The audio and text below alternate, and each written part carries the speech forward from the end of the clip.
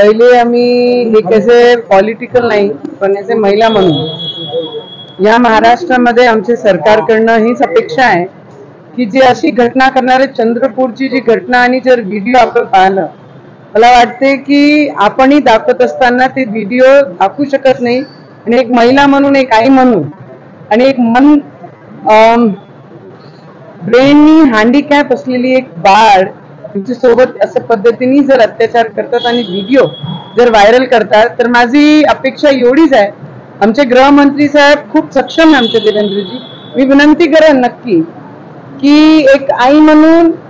एक महिला म्हणून जे वेदना आम्ही सगळे महिलांना पूर्ण देशामध्ये जिथे जिथे होत आहे आणि आपलेच अमरावतीमध्ये आणि आज चंद्रपूरमध्ये सुद्धा जी घटना झाली त्याला पाहून मनाला खूप जास्त वेदना होत आहेत. म्हणून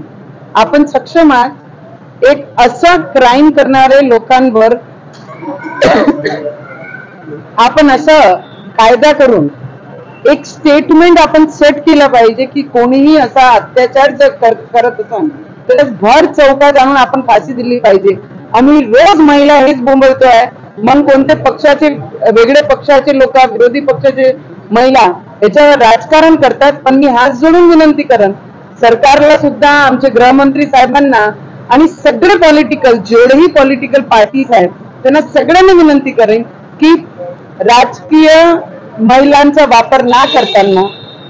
आपण सगळ्यांनी एकत्रित येऊन एक ऐसा कायदा बनवून एक अजेंडा पूर्ण देशाला आपण सेट केला पाहिजे की चौकात त्याला फाशी देऊन हे सेट झालं पाहिजे की असे दरिंदर जे लोक आहेत अशा पद्धतीने जे काम करताय त्यांना फाशी आपण दिली पाहिजे. मला असं वाटते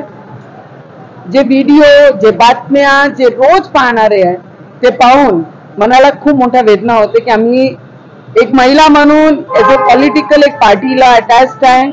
आणि काम करतो आहे, पण कोणासाठी काम करतो आहे नेमकी हेच कळत नाही आम्हाला. मी सगळ्यांना विनंती करेन जेही ऑपोजिशन मध्ये बसलेले आहे, काही महिला त्याचाही सुद्धा राजकारणाचा फायदा घेण्याजोगतं काम करताय, त्यांनाही विनंती आहे कोणीही या गोष्टीचा राजकारणाचा फायदा घेऊ नका. सगळे महिलांनी, पुरुषांनी, लीडर्सनी एक येऊन